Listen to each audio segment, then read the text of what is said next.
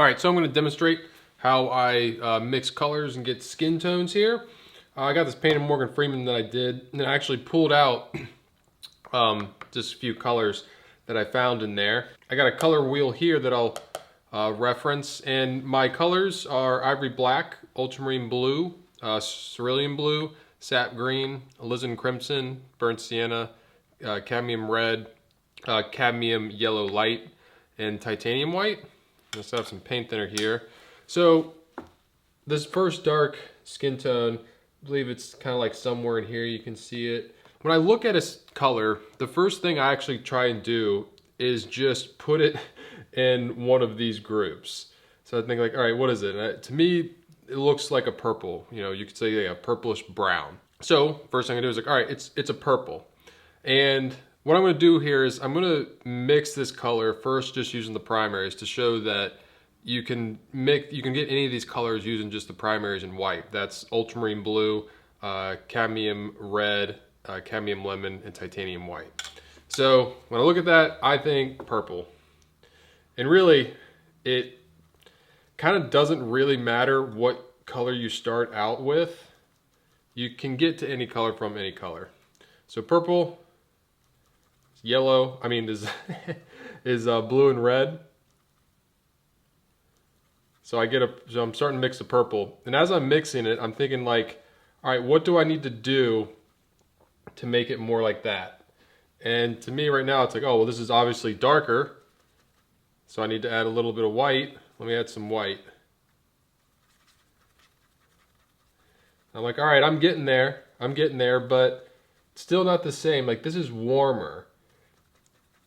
And the cool thing about when you're only using the primaries in white is your choices are limited. So a lot of times when you have like a lot of colors on your palette, it can be like, all right, like which one do I do? I got, you know, so many colors. But this one, it's obvious, like, all right, yellow. I need a little bit more yellow. It's like, all right, I think I'm getting there. Getting pretty close. And when I'm in the middle of mixing it, I'm thinking, all right, does it need more blue? Does it need more yellow? Does it need more red, or does it need more white? Now I'm just thinking a little bit more red. That's a little too red. Come back with a little blue. Feel like I'm getting pretty close.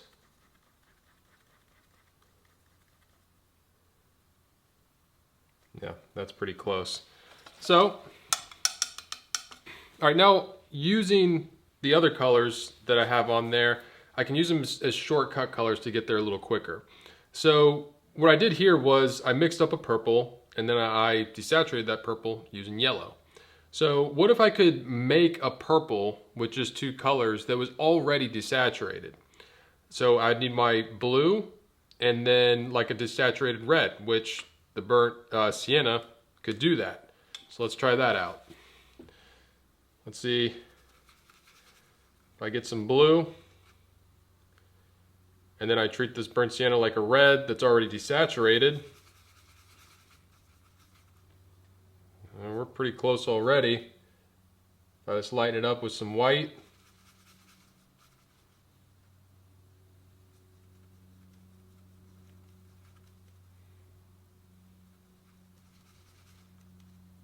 And a little bit of blue. You can see how quick you can get there.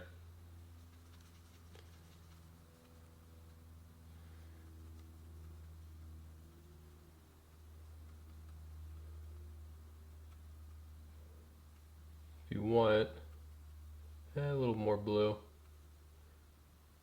touch of white, even grab a little bit of red, but you can see like how you can get, you can just make a shortcut to that color.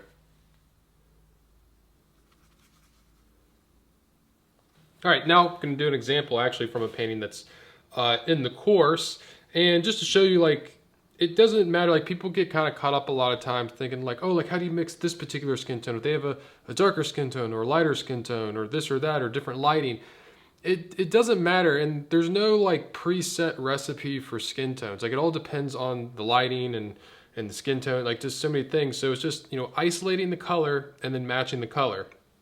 That being said, you know, yeah, like certain skin tones and certain just kind of like stock lighting, just, you know, daylight lighting, you're going to have some colors and kind of some quick routes to get to kind of like generic versions of those colors, and then you can, you know, alter them to get them specifically to the portrait that you're painting.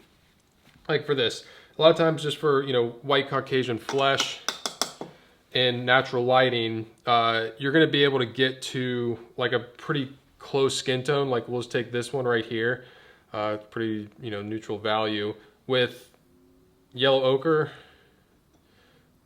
Find myself doing this a lot with yellow ochre and the crimson.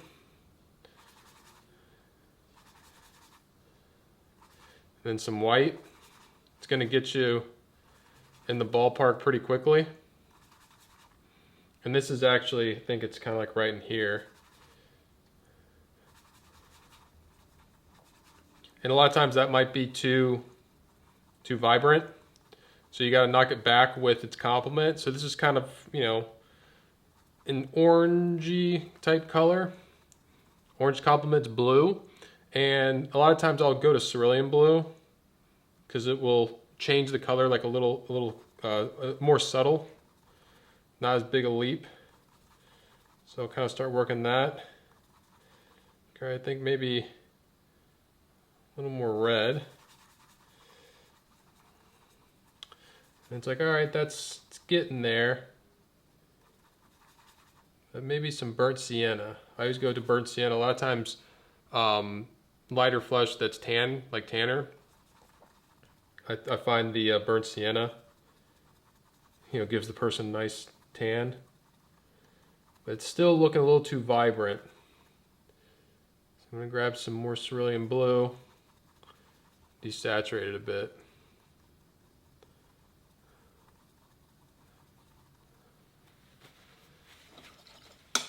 Now, some other like helpful little, you know, tips.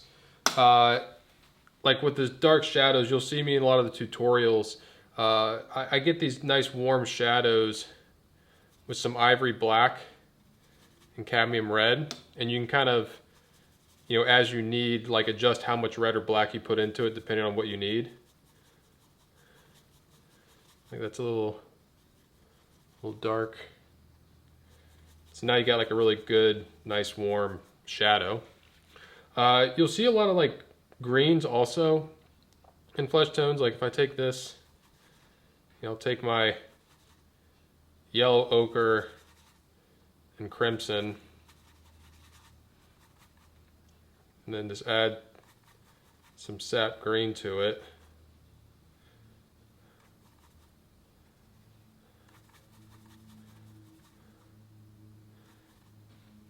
And a little yellow ochre. But I tend to use a lot of greens and blues, a lot because it's the complements of the colors. You know, the green is complement of the red, blue is complement of the orange. A little white in there. So you got a pretty similar color there. And this pink you find a lot in like the nose and cheek area. Sometimes I'll just go straight crimson and white. Maybe add a touch of the yellow ochre, warm it up a little bit, and then knock it back a bit with green so it's not too vibrant. I got like a nice pink color you kind of find in the cheeks or the nose area. All right, so the main thing I want you to take away from this is it's all about identifying the color and then matching that color. You know, try and get any preconceived notions out of your mind of like what skin tones are or what color it should be. Now, yes, like as you paint, you'll kind of pick up on tendencies and kind of find your own shortcuts to colors that tend to come up a lot. But really try and isolate the color. You know, that's how you're going to get really interesting colors, because normally you won't think like, oh, skin tone green, but you know, got a color that's pretty green right there. Or like in the Morgan Freeman one, there was like some blue on the side of his face. You want to be open to discovering those colors. And if you don't have all the colors that I have on my palette, remember, you can get them just using the primaries in white. Ultramarine blue, cadmium red, cadmium yellow light, and titanium white.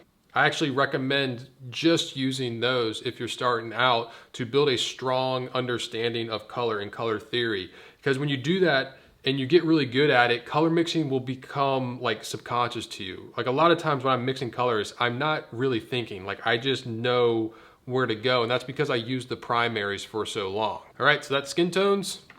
I'll see you in the next video.